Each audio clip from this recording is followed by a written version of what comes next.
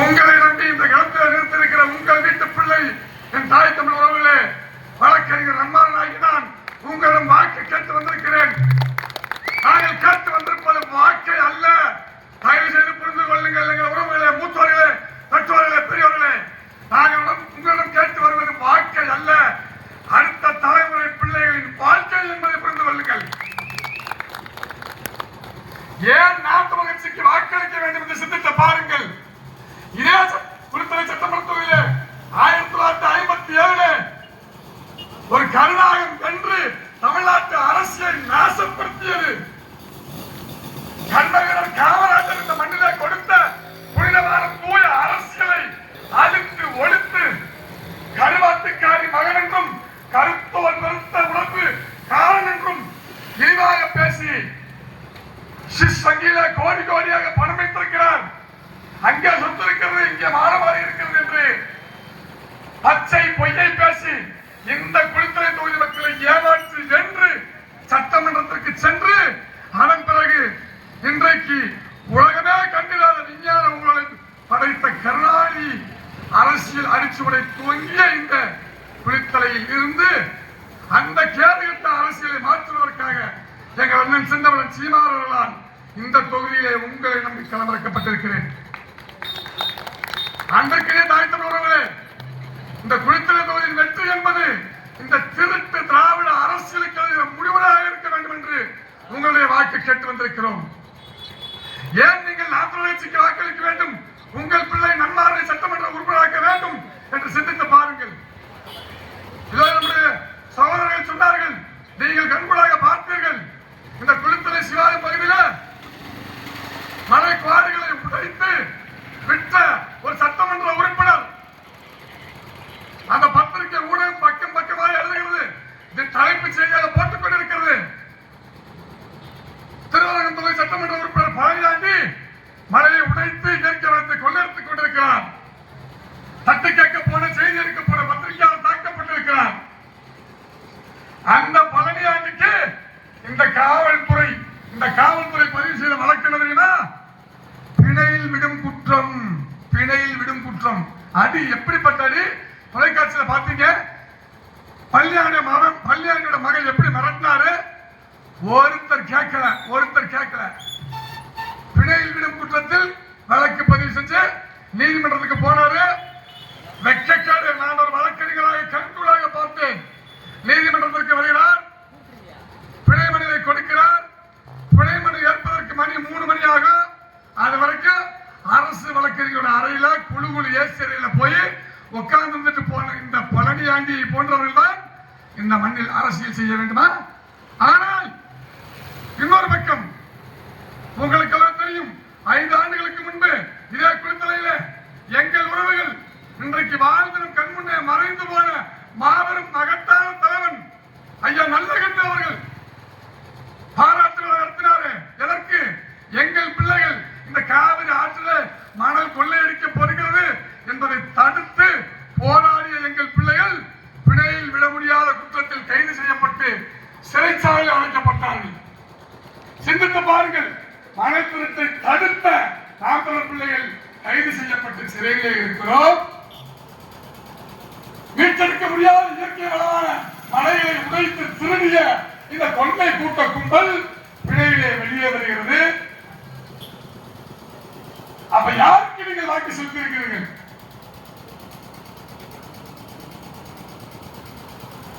நாற்பது கட்சி ஆட்சிக்கு வந்தால் என்ன செய்யும்?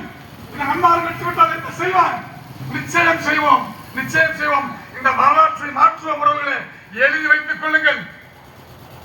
என்றைக்கு மணல் கொள்ளையை தடுத்த எங்கள் பிள்ளைகள் கைது செய்யப்பட்டார்களோ இன்றைக்கு நாங்கள் இந்த இடத்துல உத்தரவாதம் எடுத்து சொல்கிறோம். ஆற்று மணல் கொள்ளை, மணல் வள சுரண்டல், இயற்கை வள சுரண்டல், இதை பாதுகாப்பதற்கு சிறப்பு படை அமைப்போம். அந்த படையில் உள்ள பொதுமக்களுக்கு தான் காவல்துறையில் முன்னுரிமை வழங்குவோம். காவல்துறை பணியில் முன்னுரிமை வழங்குவோம். இதோ எங்கள் பிள்ளைகள் ஆற்று மணலை தடுத்தார்கள் என்று கைது பண்ணியா? எங்கள் ஆட்சியிலே ஆற்று மணலை தடுத்தால் அந்த பிள்ளைக்கு அரசு பணிதான் சொல்லுவோம். எழுதி வச்சுக்கங்க.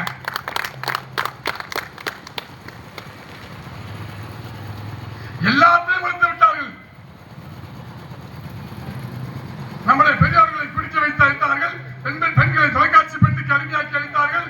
இளைஞர்களை கஞ்சா போதைக்கு அடிமையாக்கி வைத்திருக்கிறார்கள். இன்றைக்கு நாடு எங்கு சென்று கொண்டிருக்கிறது சிந்தித்து பாருங்கள். பள்ளிக்கூடம் படிக்கிற மாணவன் கையிலே இன்றைக்கு கஞ்சா, அபின், மெத்தமெட்டமைன் போன்ற போதைப் பொருட்கள் புலர்கிறது. இப்படி இளைஞர்கள் கையிலே இந்த போதைப் பொருட்கள் புலவதற்கு யார் காரணம்? ஏன் தடுக்க முடியல? மாறி ரெண்டு கட்சிக்கு வாக்களிச்சுக்கல. இன்றைக்கு இதே தம்பி சொன்னதை போல எடப்பாடி பழனிசாமி வேண்டாம் என்று வாக்களித்தீர்களே இந்த திமுகவிற்கு.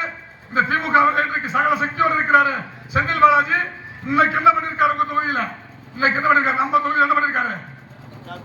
அண்டா கொடுத்திருக்காரு, குண்டா கொடுத்திருக்காரு. நான் தெரியாம கேட்கிறேன், அந்த அண்டா குண்டாவையாச்சும் கேவலம் அண்டா குண்டாவுக்கு கூட பாகுபாடு பார்த்து இருக்கிற எல்லாத்துக்கும் கொடுத்தானா? சிந்திச்சு பாருங்க. இருக்கிற எல்லாத்துக்கும் கொடுத்தானா? பாக்கு இருக்க எல்லாத்துக்கும் கொடுத்தானா? இல்ல. அப்ப அந்த அண்டா குண்டாக்கு கூட தகுதி இல்லைங்கிற இடத்துல வச்சிருக்கான் இந்த திருட்டு திமுக அரசியல். விடிய சாராயக்கடை நடக்குது. விடிய சாராயக்கடை. மகளிர் திட்டம்ன்றான். பெரியோர்களே, பெற்றோர்களே, தாய்மார்களே, சிந்தித்து பாருங்கள். எதையோ இலவசமாக கொடுக்கிற இவர்கள் ஏன் குடிநீரை இலவசமாக கொடுக்க மறுக்கிறார்கள்? இதோ காவிரி ஆறு இந்த இடத்துல வருது. இந்த குளித்தலையில காவிரி ஆறு ஓடுகிற குளித்தலையில எத்தனை வீடுகளுக்கு தூய குடிநீர், காவிரி குடிநீர் வீட்டுக்கு தர்றான்? இல்ல. 70 ஆண்டுகள் என்னத்தை புரியிட்டு தான். நாங்கள் மாற்றுவோம், நாங்கள் நிச்சயம் மாற்றுவோம். இதோ செந்தமிழன் சீமான் தம்பிகள், எங்கள் தேசிய தலைவர் பிரபாகரன் லட்சியத்தை நெஞ்சில் சுமந்திருக்கிற பிள்ளைகள், அவர் மீது சத்தியமிட்டு கூறுகிறோம். இந்த அவலங்களை இந்த குளித்தலையிலிருந்து அகற்றுவோம். வா, நான் வர்றேன். இப்ப நான் சொல்றேன், சபதம் விட்டு சொல்றேன். வா, திமுக வேட்பாளர் வா, அதிமுக வேட்பாளர் வா. குளித்தலை நகராட்சி கெட்டு கிடக்கு, நாத்தம் அடிக்குது. நாளைக்கு காலையில நீ வா, நான் வந்து குப்பையை அள்ளுறேன், சுத்தப்படுத்துறேன். நீ வருவியா? என் மக்கள் வாக்கு கேட்க போறப்ப என் மக்கள் என்கிட்ட, ஐயா இந்த இடத்த ஆக்கிரமிச்சிட்டாங்க, இந்த இடத்துல வந்து அரசு பட்டாசு இல்ல, இந்த இடத்துல சாலை வசதி இல்ல, குடிநீர் வசதி இல்ல, மின்சார வசதி இல்ல, இத்தனை குறைகள் எங்ககிட்ட சொல்றாங்க. சரி, ஓட்டு போட்டு அவங்களை ஜெயிக்கல வச்சுக்கலாமா, குறைய எங்ககிட்ட சொல்றீங்களே அப்படின்னா என்னப்பா பண்றது? நீங்க மட்டும் தான் நின்று மக்கள் குறைய கேட்கறீங்கன்றாங்க.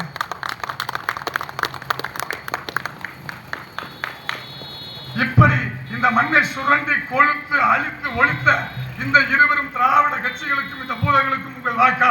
அல்லது ஒரு தூய அரசியலை, யாரோடும் கூட்டில்லை, யாரோடும் உறவில்லை, தனித்த தமிழ் தேசிய அரசியலை இந்த மண்ணிலே வென்றெடுக்க வேண்டும் என்று நினைத்துக் கொண்டிருக்கிற உங்கள் வீட்டு பிள்ளை, எங்கள் அண்ணன் செந்தமிழன் சீமான் சின்னமான விவசாய சின்னத்திற்கு வாக்கா என்பதை சிந்தித்து பாருங்கள். இதே குளித்தலைக்கு முக்கிய பிரச்சனை, முக்கிய வாழ்வாதாரம் வாழை. அந்த வாழையை இன்றைக்கு உலகம் முழுவதும் எப்படி பயன்படுத்தி வர்றான்?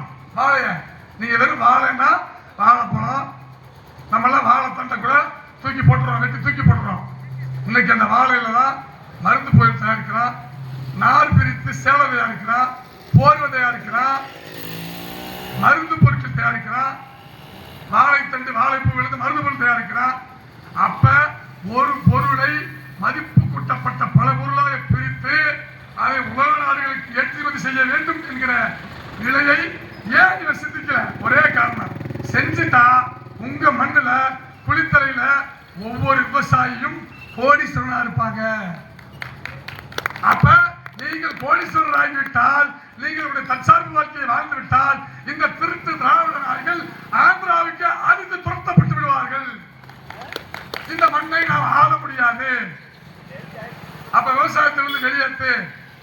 இதே காவிரி ஆறு ஆண்டு ஒவ்வொரு ஆண்டும் வெள்ளப்பெருக்கெடுத்து, மழைக்காலில் வெள்ளப்பெருக்கெடுத்து போய் கடல்ல கலக்குது. ஏன் இந்த பஞ்சப்பட்டி ஏரி, குளித்தலை சுற்றி இருக்கிற பல ஏரிகள்ல ஏன் இந்த நீரை நிரப்பி உங்கள் விவசாயத்தை பாதுகாக்க முடியல? சிந்திச்சானா? என்னமில்லை, புரிந்து கொள்ளுங்கள். ஏன் தெரியுமா ஐயா?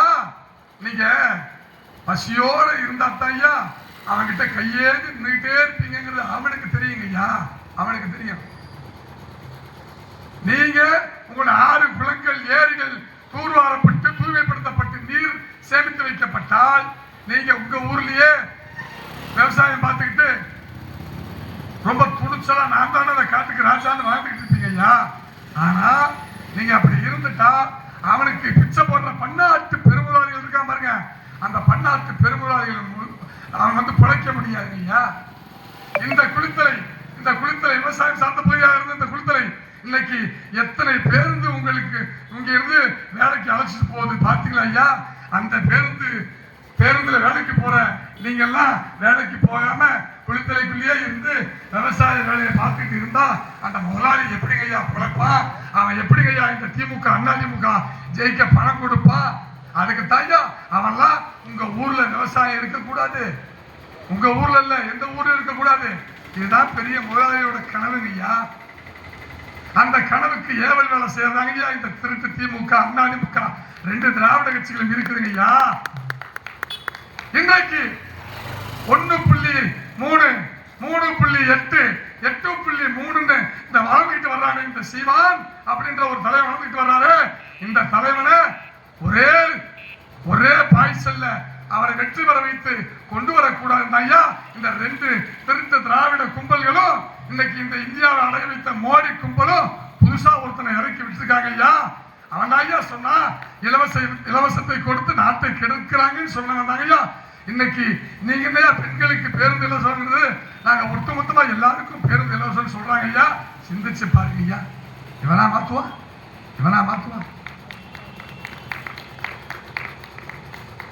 கட்டிய மனைவி கதறி துடித்துக் கொண்டு வழக்கு போட்டு தனக்கு ஜீவனாசம் கேட்டு வழக்கு போட்டு இருக்கிறார். வழக்கு நிலுவையில் இருக்கிறது. அன்றைக்கு ஒரு விஷயத்தை சொல்றேன். நீங்கள் இன்றைக்கு புதிய அரசியலை கொண்டு வந்திருக்கக்கூடிய புதிய அரசியலை பரப்பதாக சொல்லுகிற இந்த வெற்றி கழகத்தின் தலைவர் விஜயை பற்றி ஒரு விஷயம் சொல்கிறேன், எழுதி வைத்துக் கொள்ளுங்கள். இந்த விஜய் சமகாலத்து கருணாநிதி உங்களுக்கு தெரியாது.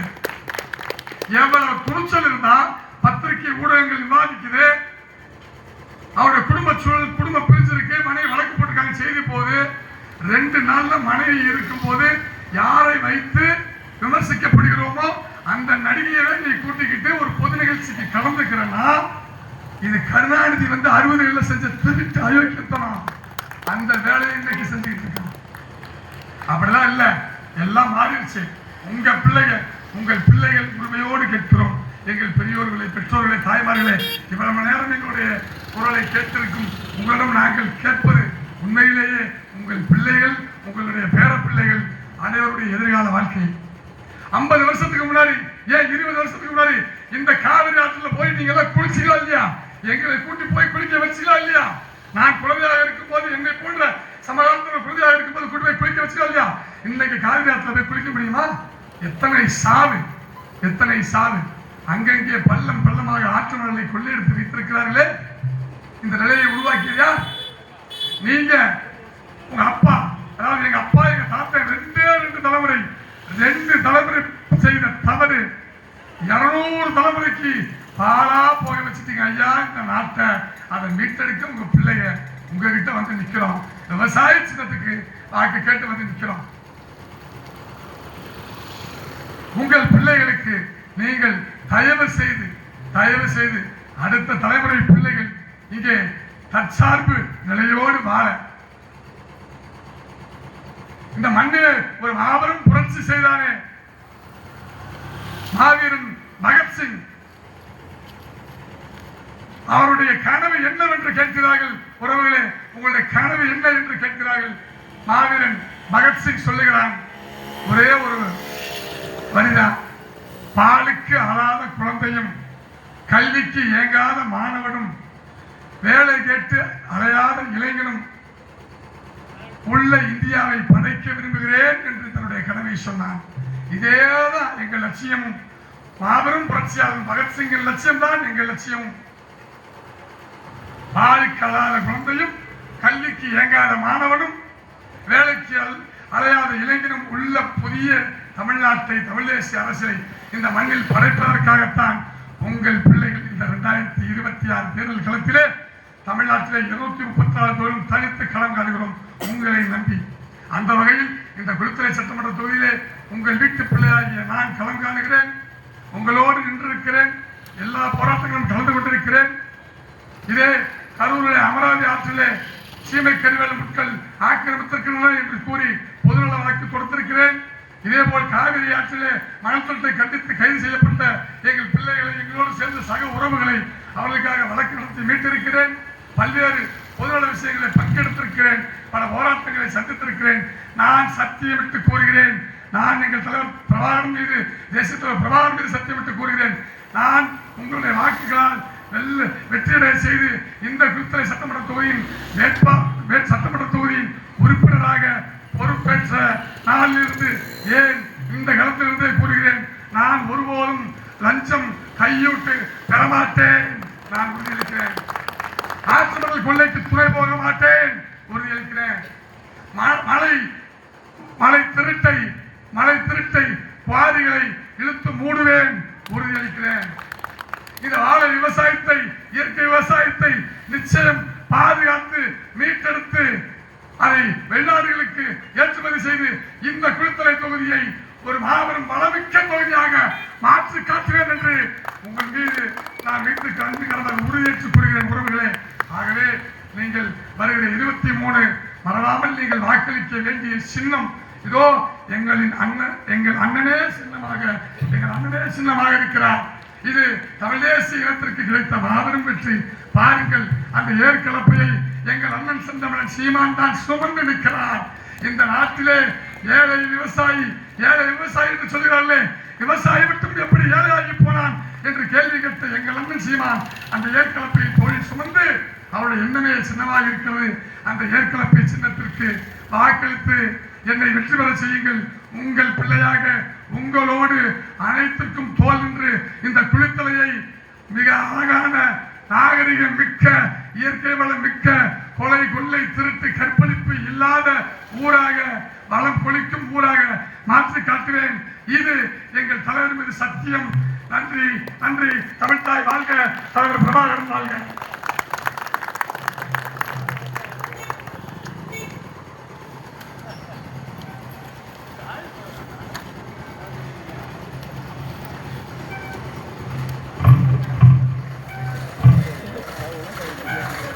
நிகழ்வில் பங்கேற்ற